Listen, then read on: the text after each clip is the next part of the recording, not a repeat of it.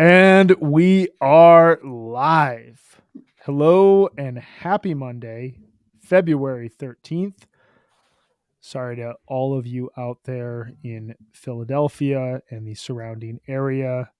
You Wait, had what a happened chance to to win them? the Super Bowl. You had a chance, a legitimate chance, up by 10 points going into the second half, and then defense can't stop anyone. Your quarterback fumbles away a touchdown. Just an unbelievable collapse. A very, very Philadelphia game last night. Congratulations as well to Kansas City, especially all the fans who refrain from the chop chant. All right. We're looking at all five of you. We Um, are. is is that why RJ's not here? Is he upset I about know. a sports ball game? Exactly. You know, a testament to RJ is I've seen him bounce back from the depths of sports sorrow to talking about fish, being a good parent, having beers with friends, working, doing whatever in like record time. Like he gets really sad whenever Ohio State loses a big game, like really sad, and within 5 minutes he's back to being RJ. So I don't think that his adopted city is affecting him this much, but it's a good guess. We are without RJ. We're trying to man the ship by ourselves. This is the first podcast I've hosted in I don't even know how long. So hopefully we're already off the rails 90 seconds in. We You're welcome. are the we are the friendly podcast here in Fish's 40th anniversary year to bring you 40 fish shows for 40 years of fish. And in this episode, we are parking ourselves right in summer of 1988. George W. Bush was about to redefine political campaigning with one of the raciest and most inappropriate political ads of all time. To be fair, Michael Dukakis never should have been a presidential nominee, but that's a different story for a different podcast. Very different podcast. Very Yeah, different really podcast. different. We'll get into that in set 2 when we have a few critiques. We are here to talk about Fish's performance from July 23rd, 1988, Pete's Fabulous Fish Fest in Underhill, Vermont. My name is Brian Brinkman. I'm here with Megan and Jonathan. How are you guys doing today? Not bad. I'm great. For a Not Monday. bad. Great. Not bad and great. Yeah, I'm great. It's a good Monday. It's a good day. We are talking about a formative fish show in more ways than one. We're talking about a fish show with some really incredible jamming.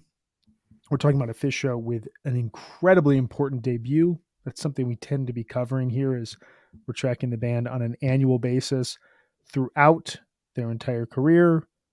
It's a good fish show. There's a lot to discuss. There's a lot to dive into. Is there anything we need to talk about business-wise before we get into what was happening in the world and in the world of fish in July 1988? I mean, I do want to tell people to subscribe to our premium episodes because being a premium member at Osiris gives you access to all of the bonus episodes we've been recording, and they've been awesome. They've been so good. Plus They've been amazing. ad-free regular Mhm. episodes. Yeah. And I was at a show last Thursday here in Brooklyn. I went to see the Headhunters, Herbie Hancock's band, and we had been talking about Herbie Hancock on one of our bonus episodes. Did we talk about the one time I saw the Headhunters? No, on that we episode? didn't. No. When I did think you we're going see to have them? to dedicate a new bonus episode to seeing the Headhunters and what that experience was like. I saw Herbie a couple of years ago, and it was an amazing show. I can I attest to all can this. guarantee my It was experience was so very different amazing. from yours. Oh, really? Why? Go on. You just Yeah, invited yourself do to go on to tell. that. Well, the show ended early. They were playing Oh, no. Watermelon Man, and someone got struck by lightning inside the stadium. What? That is very different. It's very different. That is crazy. Yeah, it was awesome. No, mine was like an underattended show at Brooklyn Bowl, but the people that were there they fucking got it. You know, they were so into it. And to hear this music that I listened to so much in college, like every single hippie party that I went to in college, people would play like the Grateful Dead, Fish, and then Herbie Hancock Headhunters. That was just like always. And so to hear that like live was just awesome. And they started to play Watermelon Man on a beer bottle. And it was Oof. just, it was so cool. And everybody was freaking out. And just to hear that and Chameleon and all, just to see these incredible musicians, it was incredible. It was really awesome. Highly Sweet. His recommend. drummer is the single-handedly the best drummer I've ever seen live in person. I did not know a human body could do those sorts of things. I just kind of figured that you press a button and it digitized all that stuff for you. And the fact that people are still playing in the crazy time signatures, the speed, the like stops, how tight he was. I mean, it was just mind blowing. I saw him with Kamasi Washington back in 2019 at the Mission Ballroom, and it was Nice. all older people, all sitting down the entire show, but somehow it felt like a jam band show. It was great. That's You It was know, a killer awesome. night. when you say a drummer does anything single-handedly, it brings to mind Def Leppard, which it seems like you were jumping a little bit ahead when you said that. So Segue magic. Just That is magic, Jonathan. that is some maybe magical you should segue. talk to us a little bit about 1988 and put us in some context, Brian. Here we go. Absolutely. Absolutely. So diving into the initial segment of our show, I want to tell you about what was going on in the world around sometime around July 23rd, 1988. Top 5 songs on the radio. Richard Marx's Hold On to the Night, Def Leppard's Pour Some Sugar on Me, In Excess, New Sensation, Steve Winwood, Roll With It, and Cheap Trick, The Flame. You guys both reacted to Pour Some Sugar on Me.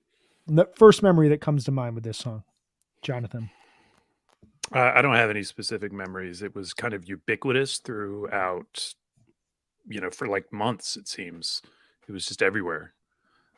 Really hoping that your answer is going to be Body Shots, but we'll move on. Meg, what is your one memory? Never have I ever.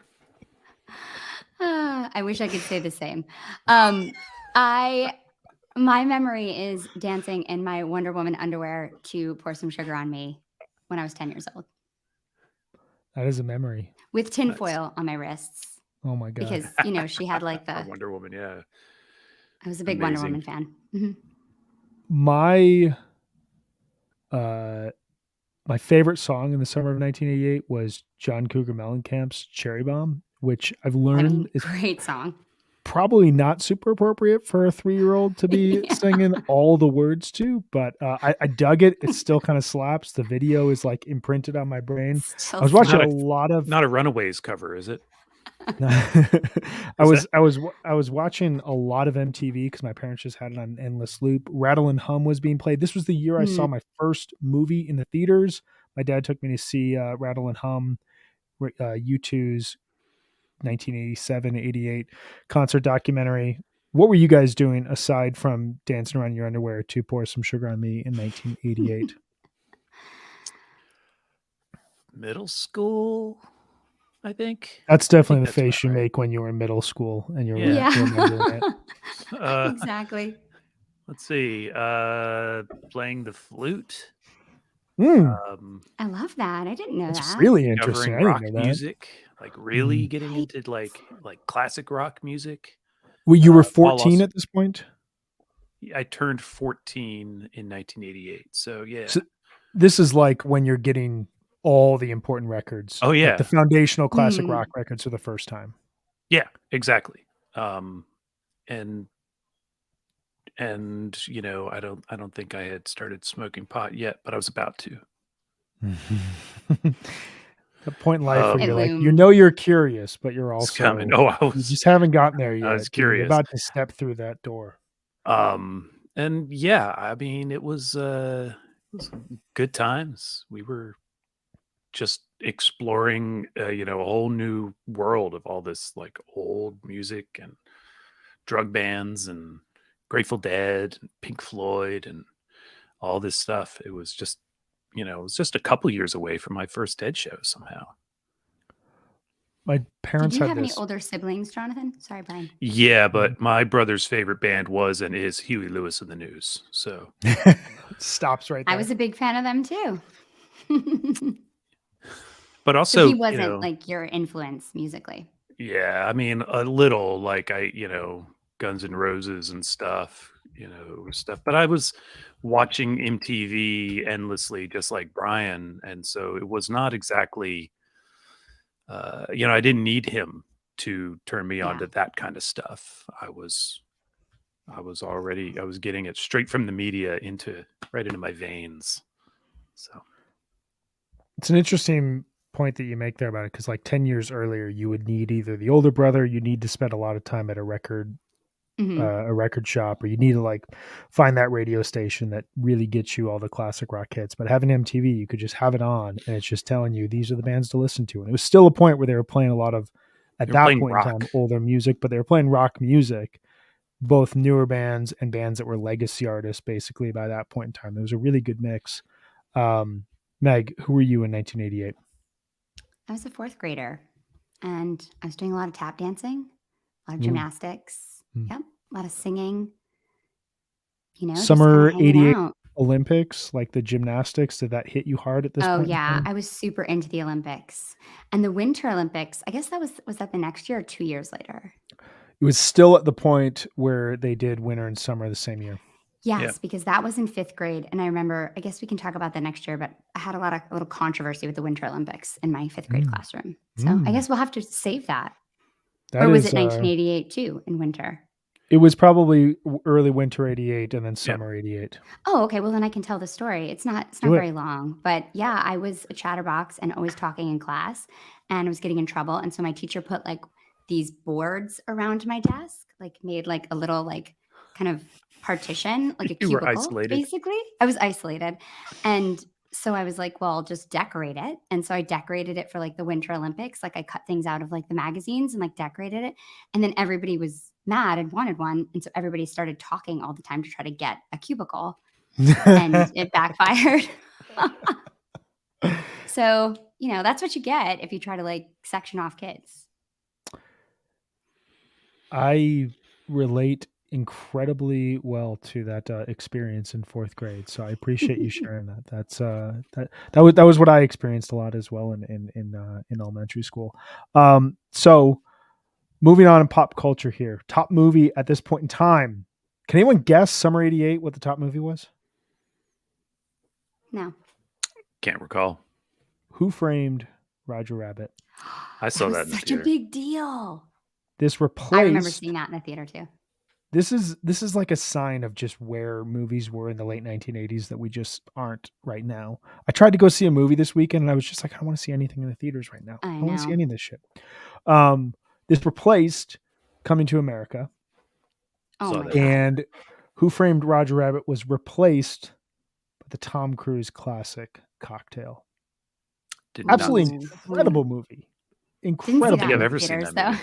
Oh, I cannot recommend it enough. It is that's a great movie. It's great Tom Cruise. It's great. That's when he's like the bartender, right? He's bartender, and like his whole life unveils from there. I mean, it reminds me of Risky Business in the way of like, it's a movie that you just couldn't make today. It's such a small story, but like Tom Cruise carries it entirely. It's really, really good stuff. And it just blows up. Top 5 TV shows. This is, man, a blast from the past. This is when I started watching TV. The Wonder Years, which is my favorite show as a kid. That's number 1. I loved that show. Roseanne. Oh yeah. Red Dwarf, which I'm not familiar with. Jonathan. Love that show. I knew it. I knew it. What is it? Tell us about Red Dwarf. UK science fiction program comedy. It's weird. I've never even heard of it. Yeah, well, I'm old. No. Mystery Science Theater 3000, which my dad would let me watch, even when I didn't get any of the jokes, but I thought it was great. I really liked the sarcasm. I liked the fact that you could just be a critic immediately in the moment. It really connected with me and has had a massive impact on who I am. I can see that. Garfield and Friends as well, which I didn't get. Mystery Science Theater 3000 is great. It's probably very dated and very inappropriate at this point in time, but I loved it in the moment. Still good. I was a huge Garfield fan. I think my birthday party that year was Garfield themed. Not Wonder Woman? Like I had Garfield plates. No. There's a phenomenal sketch from I think it's season 1 of I Think You Should Leave, about a woman who buys the Garfield house that I recommend to you all and to our audience because it's hilarious. All right, let's jump into the show. Before we do that, Meg, can you tell us where Phish was at in 1988 leading up to the show? Yeah, it's time for Meg's Corner. So this year in 1988, they're going to have 97 shows. So that is, again, almost doubling 1987. They doubled the year before that. So they're continuing this trend of like doubling the amount of shows they play every year, which is pretty incredible. This is the year the band members become full-time musicians. They quit any other jobs they have going on, and they're just completely dedicated to music. We've got the Front opening in Burlington, which is a bigger venue than Nectar's. So it's going to be another place that they're playing in addition to their residency at Nectar's. And they're also continuing to play lots of colleges and starting to stretch out into other parts of New England too. On March 12th, we have the first known performance of Gamehenge. Pretty big deal. Huge moment. Huge moment, because also that night, there's someone really important in the audience, and it's John Paluska.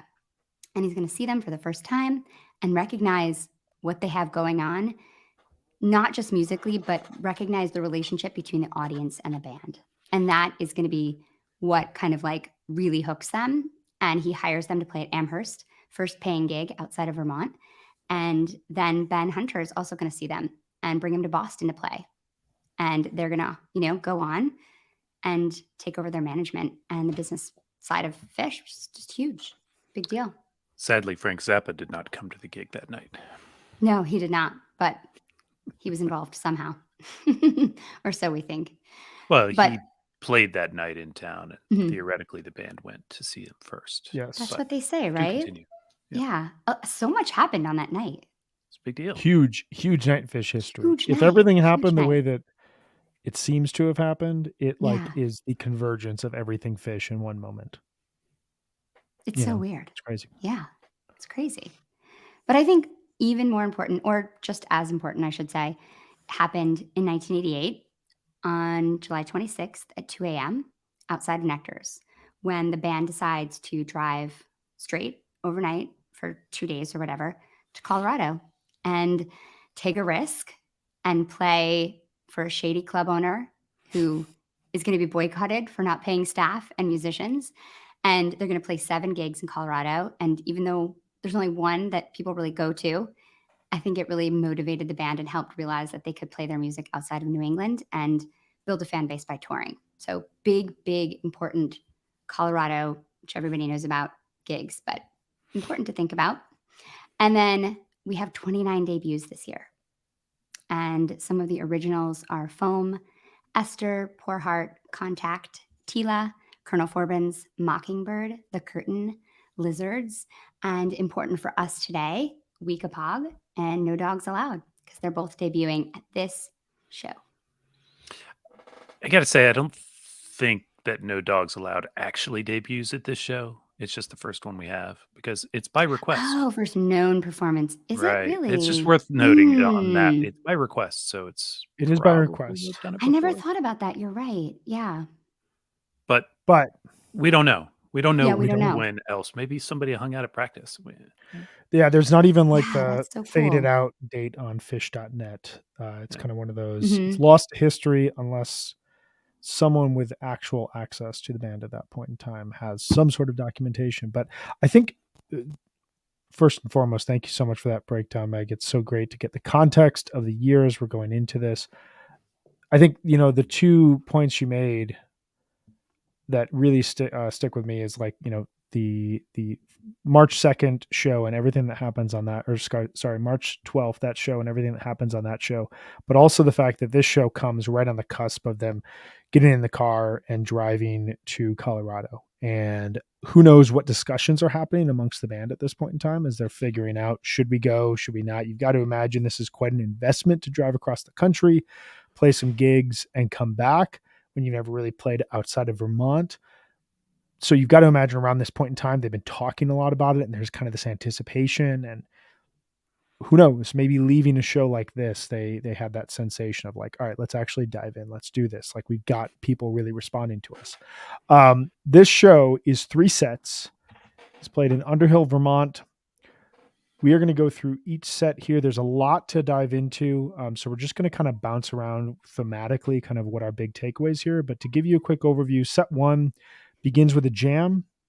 We do not know if this jam was the first performance of the show. It sounds like the music like fades in at this point in time. So you would think either they got on stage and were just kind of quickly jamming before they started playing, or it comes out of another song. It sounds a little McGruppy in some senses, like an Evil McGrupp segment of jamming to me. To me, it sounds Um, almost like a bit of a Bowie jam, but mm, doesn't Mm, finish as a Bowie, doesn't start as Bowie. It just kind of reminds me of that kind of tension of like the middle of a Bowie jam. that's interesting. it's I a can cool hear jam. that now going back to it. It's a really cool little jam. It's a Um, highlight.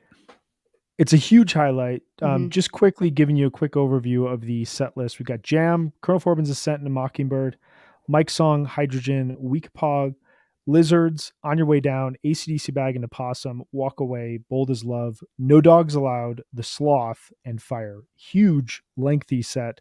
Um, Getting back to that jam that starts it, how does this kick off the show for you guys from just like a sonic standpoint, just from a listening standpoint? How does this inform this overall set for you at all? It's it's it really sets you up and maybe almost like puts the bar almost too high, because Mm, this jam is really good. This like, if you listen to anything from this show, if you were to listen to only one thing from the show, it should be this. You should probably listen to a few more things than that, though. Um, and it continues at a pretty high point. If you want to get into how well Trey plays Mockingbird, for example, Hmm. um, I mean, they're they hit the stage at whatever point, whether it's they started with a jam or this jam comes out of something and somebody just finally hit record on the tape. But either way, they're when the tape starts, they're on. yeah, I wrote that down. Hmm. My initial note was this sounds like an aggressive pursuit of thematic grooving. It sounds ahead of its time in terms of Fish. It sounds like they're never just going to jam for the sake of jamming. They're going to jam when they're really feeling it. And to your point, Jonathan, no matter if this is right after they take the stage or 30 minutes into it, they are just playing with energy, but they're also playing with a pursuit of something. I heard elements of the 4-5-98 Cavern, the funk jam that leads into Cavern. It's not like a direct birthing of it, but like you just hear that like kind of chunky groove that the band will get into. I think as well, to your point, the Mike Song and the Mockingbird, you hear Trey's guitar. It's taken another step up from where it was in '87, and every year we're getting this theme of the band improving dramatically and really coming together in a big way.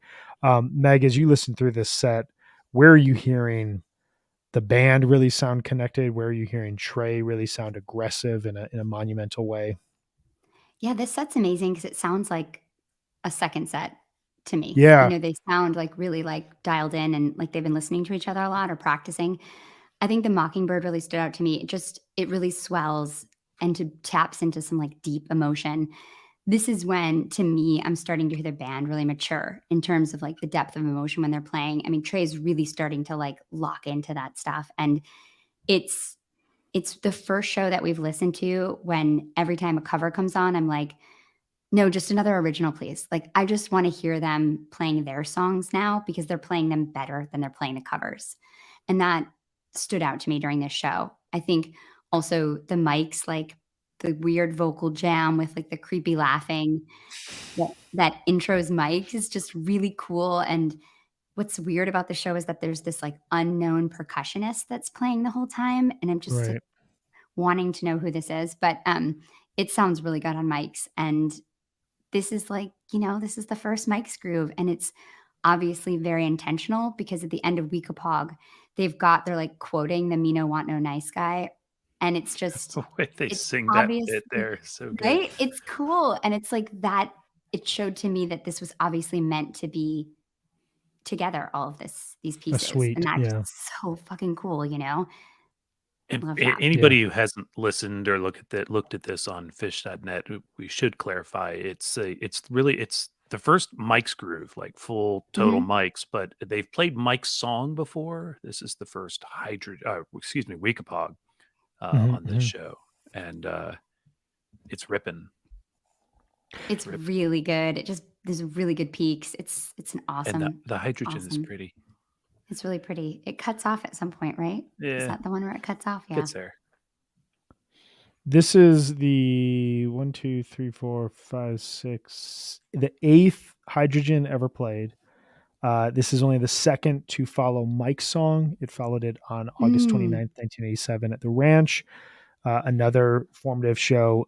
Previous versions aside from three of them, aside from their first three, the last, so what, four went into Who Do We Do portion of Fluffhead. So to your point, Yeah. you know, this Weekapaug ends with a quote of Mike's song. It kind of feels like they've decided all these songs must be united. This is kind of, we're starting to see the band, you know, elements of Fluffhead have been scattered around shows and they've informed other songs. We're going to hear No Dogs Allowed, which the final portion of that is going to be tacked onto a different song. But we're hearing the band start to figure out, where do these songs all kind of match up? Where do these songs all kind of blend together? And that's something that will start to shape this transition to the next phase of their career, where they've figured out what works. And now it's, how do we make the show really work together? The songs are all coming together, all these complex pieces. And this Mike's, the Mike's Groove, like, everything is great about it. It sounds like a unified piece. It sounds in a lot of ways like we're going to hear from this song, these three songs, over the next 5 years till probably mid 1993, when they start to really screw with the structure again. I'm curious, I'm putting you guys on the spot here though. Do you have any favorite Mike's Grooves that stick out that you'd like to recommend? One of my all-time favorites is actually 52889. Which this show reminds me a good bit of that show. It's like that show is just takes what you have here, the looseness and high energy and the fact that there's a bonfire, and just elevates it. You know, it's not just a year later, but everything is just pumped up a little more. The banter is infinitely better. But I really like that Mike's Groove too. They also start the Mike song off at like double speed for a second and then fall apart laughing. That's awesome. Meg, what about you? You got any favorites? No, I don't really. I mean, that's not how my brain works. I have to I don't have I don't remember certain versions of songs unless I'm thinking about them. I always go with Hampton 97. It's probably my favorite Mike song. There's like this lengthy, like 6-minute intro to I Am Hydrogen. You could make the case that it's the only jammed out Hydrogen. And then that goes into Weekapaug, and then they follow it up. So opens the show, and then they follow it up with Harry Hood, because they're like, if we didn't do you good enough there, here's one more. And we're now an hour into the show with 4 classics. Big moment. Middle part of the set, Lizards, On Your Way Down, AC/DC Bag, Possum, Walk Away, Bold as Love. Any big takeaways from these performances? It's kind of like a lot of odds and ends songs, but it really kind of works, and it seems to fit the setting really well to me. I want to just shout out the kind of sprinkling of the Gamehenge songs. So as we mentioned earlier, the first like full-ish Gamehenge happens back in March. And at this point, the songs are just popping up all over the sets, and I love it. I love listening to Lizards from this time period, for example. And I don't need a full Gamehenge performance to dig on that. So I really like that. Same for Bag and whatnot. I know Megan had some comment about one of these songs. Yeah, I really like On Your Way Down. Like, Paige is just like getting after it. I can also imagine this going to like a super sick jam today. It's been played 22 times. The first time in June 88, and then it's been played 6 times. It was like early 3.0, and the last time was in 2011 at the Gorge. I saw the one before that at Merriweather. You did? Yeah. I think this would be so fun to bring back.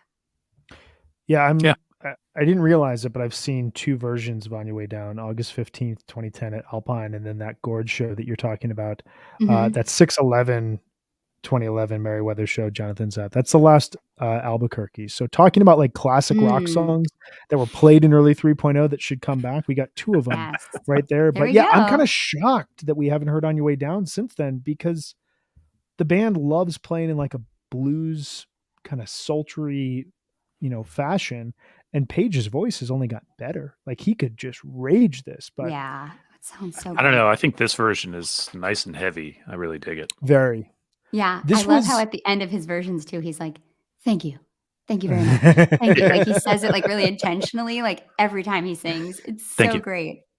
Thank you. One thing I've been like hearing as we've been going through these shows, we're on our 5th show of this series. the classic rock covers have only gotten more powerful. Mm. I think you have a really strong point, Meg, that like the originals are the best parts of this show, but it is really impressive to hear this, Bold as Love, Fire, Good Times, Bad Times later in the show. They're playing these songs in such a powerful way, and they're trying to own them as much as they can without being imitative. But you really hear in this On Your Way Down how much this band, projecting out a number of years, is going to be a rock band. Like at this point, you can't really see Yeah. it. They're just kind of like dorky guys who care a ton, who have like a fan base that's growing, that's building, but they're going to become rock stars who are going to play. They're going to command tens of thousands of people. And hearing this, you really, really get a sense of like them in an arena show. It's something else. Any other thoughts about this segment? I know there's one other song here from the first set we want to talk about. Now let's do it. All right. So we're going to talk here. We're going to do a deep dive over the next 30 minutes, however long it takes us, about canines and whether or not they're allowed on subways. We all brought New York Post articles about canines on subways and read what that fish trap. happens. I just have to say, before we talk about this, because I live in New York, you have to bring your dog in a bag on the subway. That's like the rule. And so people bring like the most enormous fucking bags you'll ever see, like huge, I saw a huge bags. photo of a just to, dog with have their like leg dog- holes punched out of an IKEA bag. Yeah. Exactly. Reba's like, I'm not getting on the fucking subway. I won't take it, Reba. Don't worry. But it's just hilarious. Hilarious. I guess I just didn't even think about, like, I don't know, I'm riding a subway every day, and the idea of having to put my dog in a bag is not something I was considering, but it seems like it's an issue in New York and New York alone. New York New York is alone. Yeah. special. Yeah. New York is It's a special. place. So this is officially marked as the debut, but it was a requested song. So it is, we don't know exactly if this song was debuted in this performance. This song in and of itself is very 1980s Phish. This is written by Trey and his mom. It has elements of Broadway in it, and it's perplexing to hear how this song ends, because it ends and fades into what we all know is the jam from Divided Sky. These two songs, in a lot of ways, they don't fit together, but they work in this setting, and that almost makes it fit. Yeah. This is kind of like what I was talking about with like where Hydrogen and where Mike's Groove is at this point in time. We're still seeing certain songs that are not going to live together, existing together right now, whereas we're seeing other elements of Phish really come together. Jonathan, I know that you were really fascinated by this version in this song. What are your thoughts on it? Well, I mean, it's so cool. I mean, they sing No Dogs Allowed. No Dogs Allowed is basically an a cappella number. I mean, there's not a lot going on there. Yeah. Musically, it could be, crafted with, the barbershop vocals that they hadn't really learned to do yet. And all of that stuff could be applied to that song. But then, then it's, well, now we're playing Divided Sky. And it's beautiful. It's well played. And what I think it really tells us is that at some point in the very near, later this year future, during the pause in Divided Sky, they should start singing No Dogs Allowed. it does get me They should. thinking, like, Tell me I'm wrong. You're not wrong. I don't want to. It would be weird. Not every time. No, One don't mess with my Divided Sky. But they I know should people do would No freak out. Dogs Allowed in front of Divided Sky just once. That would be amazing. No, drop it in That there. is- It would completely slay, and you would be glad they did. So you're One talking time. about like the part where like everything pauses, the audience is cheering, and if they step to the mic and rather than Trey play the note and then go into the solo, They start singing No Dogs Allowed, and then they stop. Just a cappella? Yeah, Or with the and then music? they stop, and then they finish Divided Sky. greatest crime against Phish songs, that or the Hood chant. enslave to the the traffic hood chant. light? That's The worse hood than chant. slave. That's worse than slave. We Hood need to chant's get not bad. We It's need to terrible. get Benji Eisen on here to defend himself. My goodness. Look, I think it was a That's great like one of idea and a those really cool amazing thing to do that moments. one time, but the fact that we've had to live with it forever it really bothers me because Really? that moment when everybody's shouting "Hood" used to have interesting sounds coming from the stage. No more. Mm, Now they just listen to Hmm. us. this is how I feel about the Woo. The Yeah. band wants I'm- the woo. Yeah, I'm just there used to be when they would break down in a jam. Like think about a 97 jam where they just break down and it's silence and then like the audience cheers and then they come back. That to me is more exciting than like, hey, we're gonna get to this vamp chords and woo! Like I don't want that. Stop that. I don't Get want away. that either. I'm not here to defend the woo. I'm just saying the Hood chant's trash. They But- should sing "No Dogs Allowed" in the middle of Divided Sky one time. Just once. Just once. I But hope you it's know if when they you're do it there. once and it catches on, they're doing it Mhm. the next show. It would kinda ruin That's Divided exactly Sky, when like- they wouldn't do it. It's just like expecting that the very next sample after the Baker's Dozen was going to have a big jam. That was the joke. Hmm. Do you guys have any abandoned sections of a song that you want to return? Because I would love to have No Dogs Allowed return. I have a couple others. I would like to see them break up Fluffhead. That's how I feel. I want to hear Mm. Claude just randomly Yeah. sometime. Yeah, that would be so cool. Fourth Bundle song of of a Joy. show, just like what the fuck is going on, right? Like people would be Oh. so tripped out. In the middle of a deep 18 minutes of Down with Disease, suddenly they just kind of roam into Bundle of Joy. Yes, please. I want to That would be return to the so Ass cool. Festival. I think that would be very nice. Yeah, Bring would that be back nice. after about 1,500 shows. The Sloth, Fire, End This. Good rockin' ending, good juxtaposition of original Fish and cover Fish. We move into Absolutely. set 2, which reads The Curtain With into Dave's Energy Guide and back into Curtain With. Wilson, Terrapin, Run Like an Antelope, Satin Doll, Blue Bossa, LaGrange, Alumni Blues, Jimmy Page, Alumni Blues, and Peaches and Regalia. This show, this set, kicks off with what I would argue is probably the best version of The Curtain With ever played. It is a nuanced, but still slightly aggressive Fish jam that leads in and out of Dave's Energy Guide. It challenges the inherent beauty of The Curtain With in a way that doesn't take away from it. It just deepens the song in a lot of cases.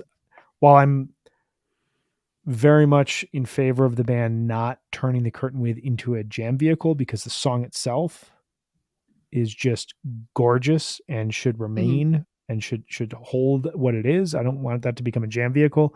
I do love hearing what the band can do with this song and what they showcase as possible with it. Megan, what was your takeaway on this performance here?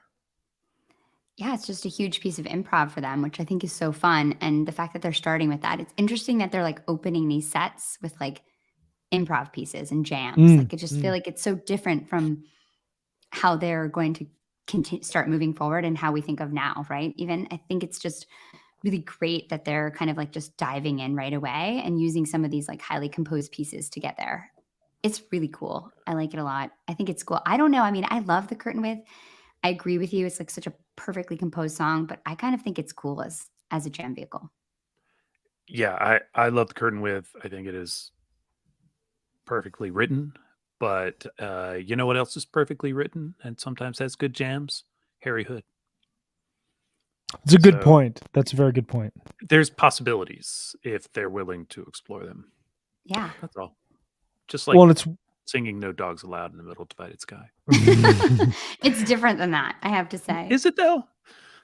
Yeah. it's Yeah. it's wild though, because so we have this version and then we have the version from the Roma 6 days later in Telluride, Colorado, and then it will not be played again for 1,178 shows. Deer Creek, Wow. 7/12, 2000. So like to your point, Jonathan, it's almost to me as though like this, like 1988 Fish is the transition from kind of this loose, jammy, lack of structure towards the Fish shows to very, very tight, rock polished Fish shows. It still had elements of exploration, be it in the changing up the set lists, in the narration, blah, blah, blah.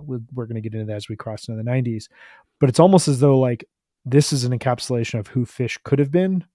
And then this song Mm. goes away and the style of jamming goes away. Whereas as they were growing, they could have continued expanding their jamming. They kind of put that on the shelf after this Instead, era. they tighten up and we get things like Split Open and Melt.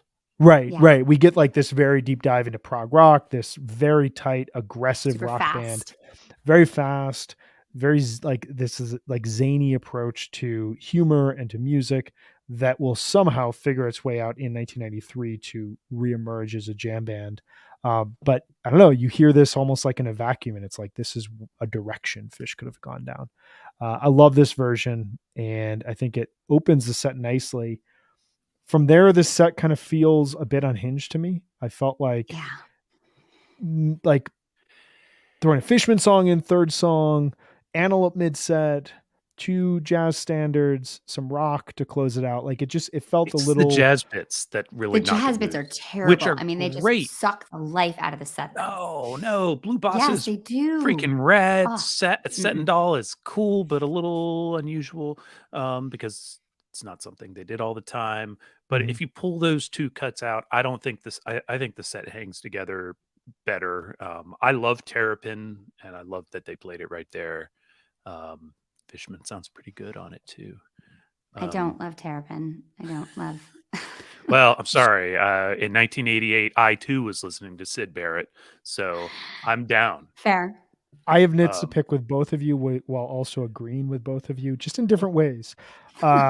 I love the jazz here. I especially love Blue Bossa. This is only the second version. This to me is kind of my dream of what, like, I wish that they would have kept this element going into the 1990s I have because long Yeah, I like the jazz, but it's advocated that we badly need more placed.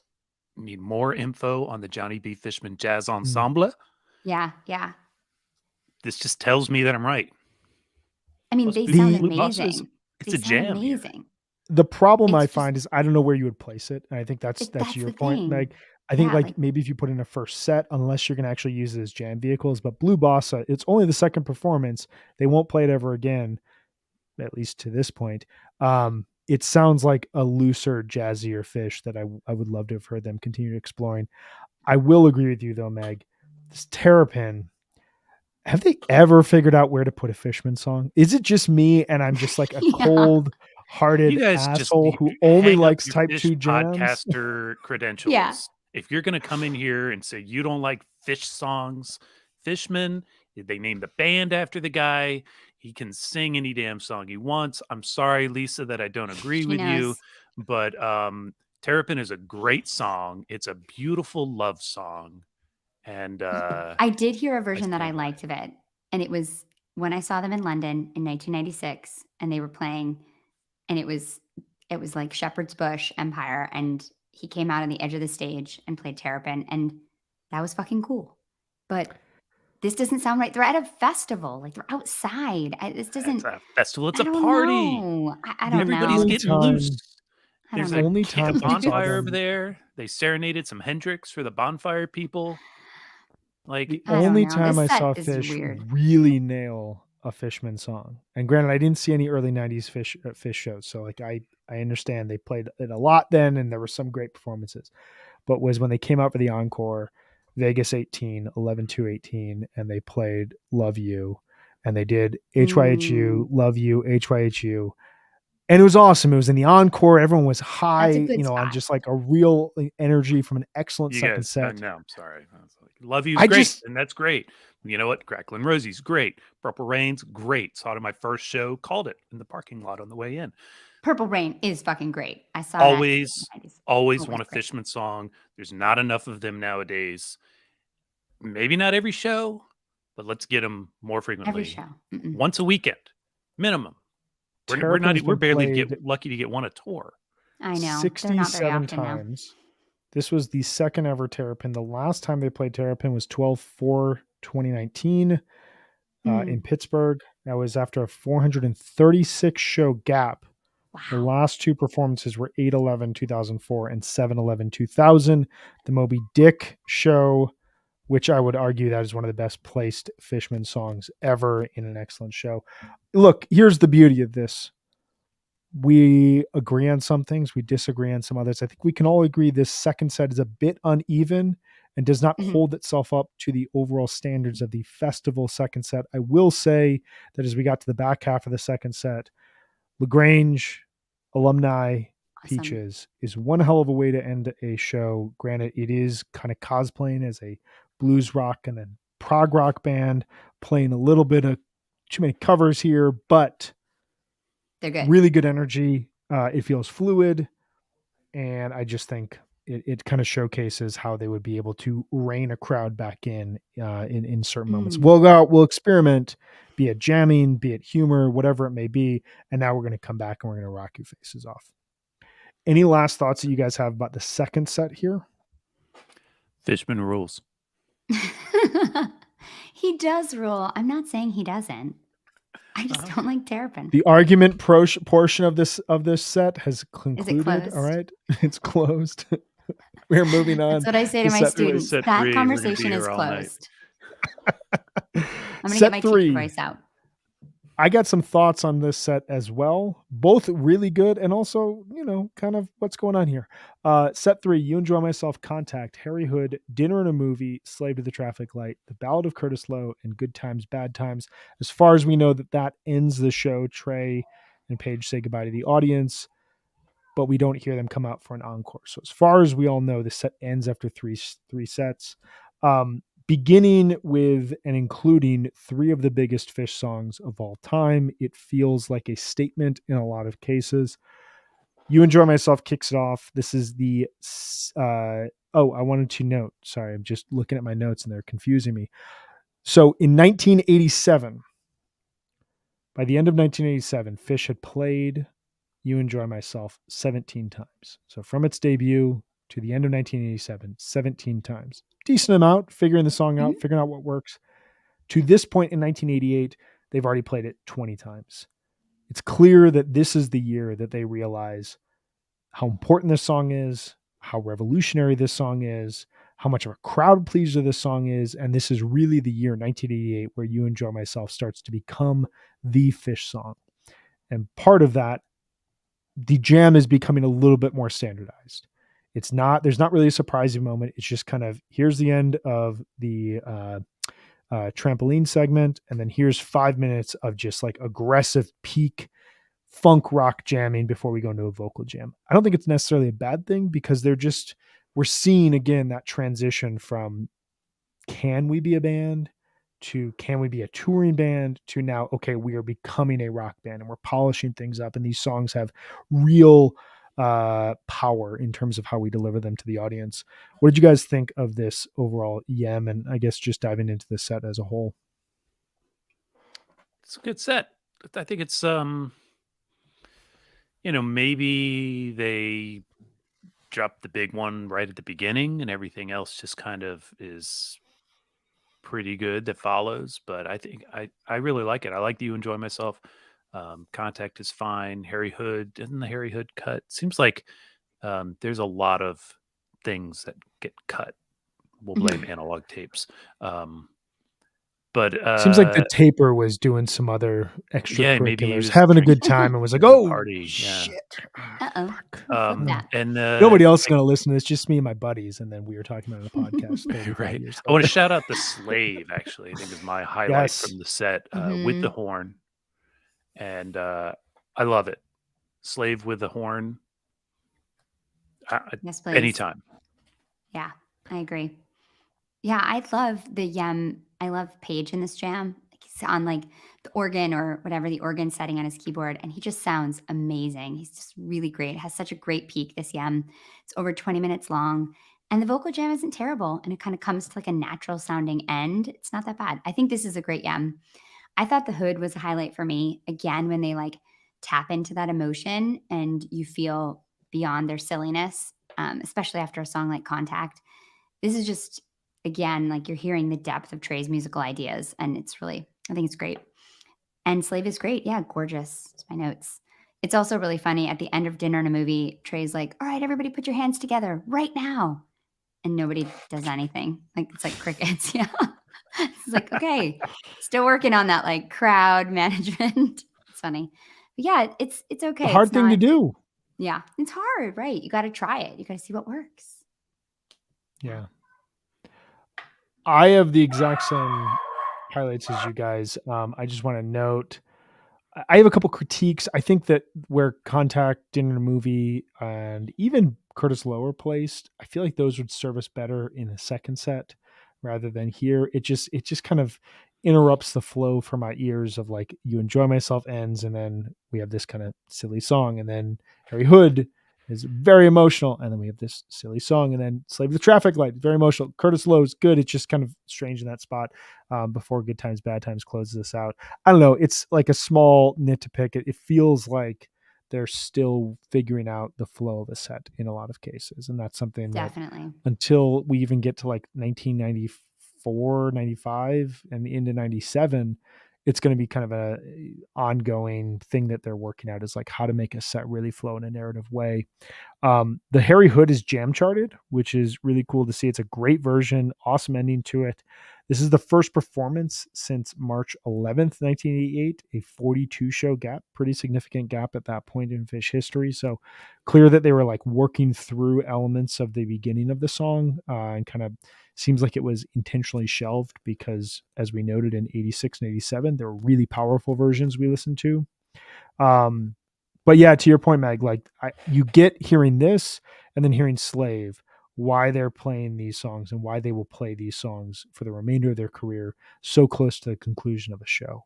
Because when you have it in the rotation and you have the ability to throw these songs out there, they have such an emotional pull that whatever came first, if it was brilliant, if it wasn't the best Phish show, whatever it is, this song has a catharsis and an emotional release that will leave any fan, like a dedicated fan who's been going to see them for decades, total noobs walking out of their first fifth show and just being like blown away by what the band can do.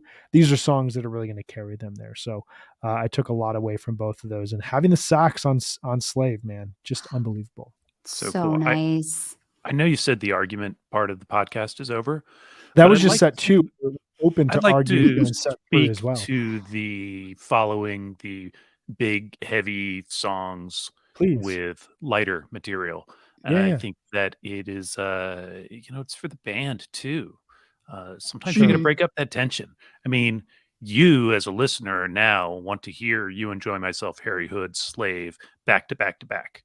Sure, But sure. they, as a band in 1988, probably wanted to break it up a little. And they were probably trying to also engage what's left of the crowd. I suspect, this is set Yeah. 3 of a outdoor party People are kind of like, wait, they're concert. going on again? Yeah, Yeah. and some people have wandered off, others have maybe even left. Yeah. It's late, so they're pulling out the big guns, but they're also, having fun with it. I think that's a fair point. I think Mhm. I think that's a totally fair point. It's the interesting dichotomy of listening to this band versus actually envisioning yourself as this band and the decisions that they're making in the moment. And one thing that will always kind of define Phish is, there are these sets that seem to flow with precision, almost as though it was thought about over months, in the same way that like an album is composed, but it's being done on the fly. And that is like, for me, the peak of Phish.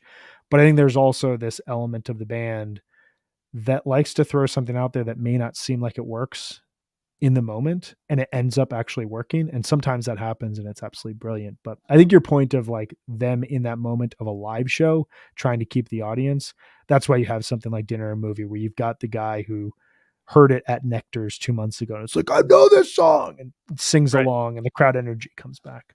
Plus, So Phish is a band that does jokes, so Facts. this gonna is have true. to happen.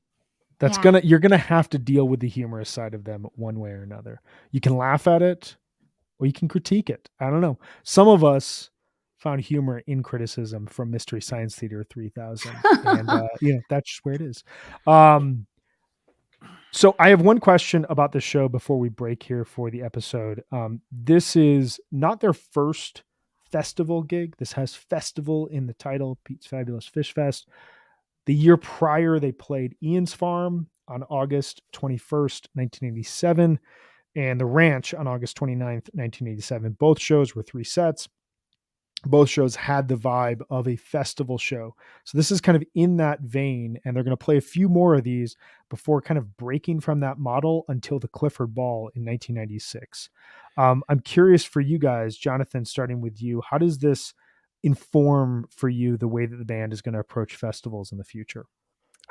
I'm not sure that it does. I think this is as much the band in a three setter at Nectar's without, the roof. I really feel Interesting. like it's or the kind of constriction of being in somebody else's club. They're probably allowed to cut loose a little more, but I'm not sure that it's really, the thing they threw back to. I think when they decided to do the Clifford Ball, I think they were probably looking more at things like, the shows at Arrowhead and at Amy's Farm, Mm, and mm. those are the things that really drove it because they produced those shows. Here, they're like somebody's throwing a party that they come out. Now, I haven't looked if there's I don't know if there's pictures from this event or anything, or if there's was even a stage, but for all we know, they're playing on a patio. Um, but I'm yeah, 90% I'm sure not that I entirely there's haven't seen convinced. anything. Mm-mm. Not that I know. But yeah, I mean, I 90% think sure there's some video of this. I didn't see any, but there might be out there. Yeah, I mean, I think to your point, Jonathan, I think that like they did the Clifford Ball because they wanted to cultivate the entire experience and they Right. wanted to serve a lot of fans at one point and create a world for them. And I think this is just too early for that. Yeah, I think you guys are right in that sense that like maybe there's not. I think you guys are right in that sense that like it is a reflection more of where they were at that point in time versus where they were going. I guess what I hear that kind of made me think about this is like huge songs in really dynamic spots. You've got Forbin's Mockingbird opening, and then right into a Mike's Groove, and then right into Lizards. Um, Curtain with Big Jam opening the second set. Third set having Yem, Harry Hood, Slave to the Traffic Light. It feels in a sense of how they would structure elements of their festival sets going forward, where they're going to play big songs in big moments, and they're going to lead those songs into into significant jams that we consider and we listen to years later. But that's looking at it with, significant hindsight. In True, 1988, totally. these aren't like the big songs. These are the songs. That's a This really is good this point. is all This they is got. it. This is it. They got a So catalog of what, they 100 could have songs at played this point. Fluffhead maybe, but I mean, Mm, this is all there is. this is it. So what else are they going to open with? You know, Mustang Well, Sally. I Yeah. don't think that we would want to have them do that, okay? But um yeah, I mean, I guess when I hear this, what your point about the looseness aspect, that this is not within a club, this is not happening at night, this is happening. It feels like it sounds like midday, as like a party is happening. You just get a sense of like the band with less time to worry about like putting a show together and more time to kind of freely and loosely experiment, which is informed in some cases by the jam that opens up the show as well as the curtain width. But you're absolutely right. We are looking at this with some element of hindsight, trying to track where this band is going to go. We do know that, like all of us, they're going to put one foot in front of the other. A new day will come, the sun sets, and the sun rises. And very soon as next Monday, we will find ourselves in 1989, where we're going to hear this band continue to evolve, continue to develop, and we are going to track them over the course of the next 35 years at this point in time to get to the present day. So thank you all for joining us here as we talked about 72388, Track and Fish 40 for 40. Meg, Jonathan, thank you guys as well for the spirited discussion, even when we were at each other's throats. If anybody wants to start a fish podcast where we like Fishman songs and jokes, let me know. Be careful what you otherwise, thanks, ask for, everyone. Jonathan. They're going to be knocking down your door. Thanks, everyone. Thanks, Brian. Thanks, Jonathan. Thank you guys. We will see you here next week. Same time, same place. Be good to each other out there, except when Fishman is playing a song of his own.